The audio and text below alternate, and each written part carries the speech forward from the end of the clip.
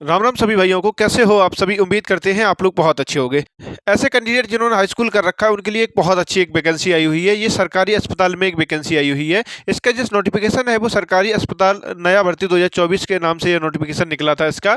ठीक है, इसका जैसा कि आप सभी को मालूम है अप्लाई इसका स्टार्ट हो चुका था, हमने पहले भी एक बार बताया है। इसके अंतिम समय चल रहा है, तो हमने सोचा एक बार आपको फिर से बता दें। बहुत सारे कैंडिडेट ऐसे हैं जिन्होंने इसमें फॉर्म भर नहीं पाया, उन्हें बड़ी समस्या आ रही है इसमें फॉर्म भरने में। तो हमने सोचा आज वीडियो बना के सारी चीज़ें आपकी जितने भी डाउट हैं सारे उन्हें खत्म कर दें। ठीक है, ऐसे कैंडिडेट हैं जो नए हैं जिन्हें नहीं मालूम है, तो पहले हम उनको बता दें, फिर लास्ट में बात करेंगे इसको कैसे अप्लाई करना है। ठीक है, इस वैकेंसी में जो पोस्ट जो निकली हुई है वो 48,752 पोस्ट हैं इस वैकेंसी में। ठीक है, ये वैकेंसी जो है इसमें कोई भी एग्जाम नहीं है, यानी कि नो एग्जाम, सीधी भर्ती है ये। ठीक है, इसमें आपका कोई भी एग्जाम नहीं होने वाला है, सीधी भर्ती है ये वैकेंसी में। ठीक है, कोई भी एग्जाम इसमें नहीं होने वाला है। अगर हम बात करें ये वैकेंसी जो निकली हुई है ये क्या ऑल इंडिया वैकेंसी है या किसी स्टेट के हिसाब से है, तो हमने साफ और स्पष्ट कर दिया यहीं पर, ये ऑल इंडिया वैकेंसी है। आप चाहे किसी भी स्टेट से हो, चाहे उत्तर प्रदेश, मध्य प्रदेश, किसी भी भारत के 28 या 8 केंद्र शासित प्रदेश में से आप कहीं से भी हो, आप इसमें फॉर्म भर सकते हो। चाहे आप महिलाएं हो चाहे आप पुरुष हो, दोनों के लिए समान रूप से इसमें यह वैकेंसी निकली है। इसमें किसी को ऐसा नहीं है, सारे दोनों लोगों के लिए वैकेंसी निकली हुई है। ठीक है, एज की अगर हम बात करें कि आप इसमें अगर आपकी एज कितनी होनी चाहिए तब इसमें फॉर्म भर सकते हो, तो आप 18 से लेकर 35 साल के बीच में अगर आपकी उम्र है और आप जनरल में आते हो।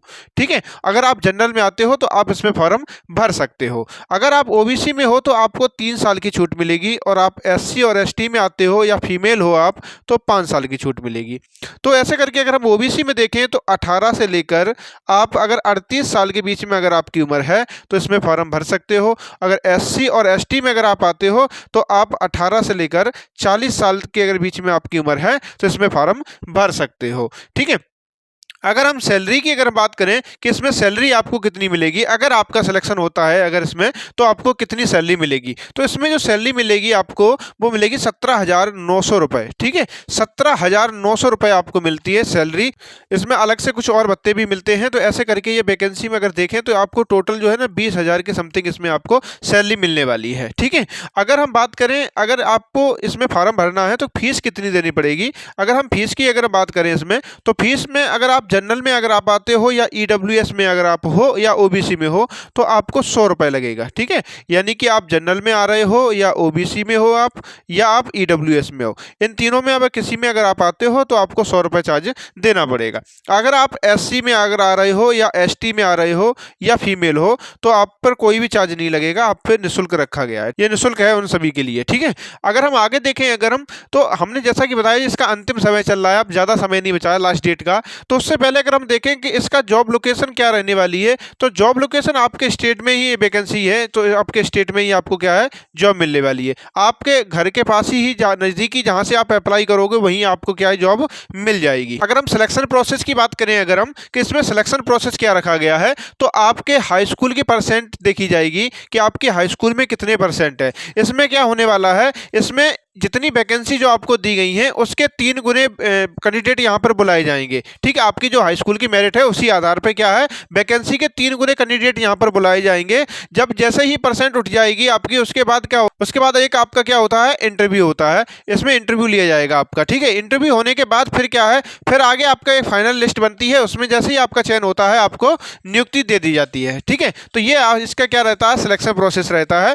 आगे अगर हम देखें इसकी जो लास्ट डेट जो है वो 7 मार्च है, आप 7 मार्च तक इसमें फॉर्म भर सकते हो, उसके बाद इसमें फॉर्म नहीं भर सकते हो। अगर हम बात करें कि आवश्यक दस्तावेज क्या है अगर इसमें फॉर्म भरने हैं, तो आपके पास 10वीं की क्या है प्रमाण पत्र होना चाहिए, 10वीं का, यानी कि अंक तालिका आपके पास होनी चाहिए 10वीं की। साथ ही साथ आपके पास आधार कार्ड होना चाहिए। अगर आपके पास आधार कार्ड नहीं है तो इसमें फॉर्म नहीं भर सकते हो, और अगर आपके पास पैन कार्ड नहीं है फिर भी आप फॉर्म नहीं भर सकते, क्योंकि इसमें अनिवार्य बताया गया है पैन कार्ड आपके पास होना ही होना चाहिए। आगे अगर हम देखें अगला जो दस्तावेज इंपोर्टेंट जो है वो जाति प्रमाण पत्र है। आपके पास जाति प्रमाण पत्र होना चाहिए। अगर आपके पास जाति प्रमाण पत्र नहीं है तो इसमें फॉर्म नहीं भर सकते हो। अगर आप ओबीसी एससी अगर एसटी में आते हो तो आपको क्या है जाति प्रमाण पत्र बनवा लेना है। अगर आप जनरल कैटेगरी में अगर आप आते हो तो इसमें आपको आवश्यकता नहीं है जाति प्रमाण पत्र की, क्योंकि जनरल का जाति प्रमाण पत्र नहीं बनता है। ठीक है, आगे अगर हम देखें तो आगे आपको क्या है मूल निवास होना चाहिए। आपके पास मूल निवास जो होना चाहिए वो 5 साल तक ही मान रखा जाता है। आपका 5 साल पुराना मूल निवास नहीं होना चाहिए।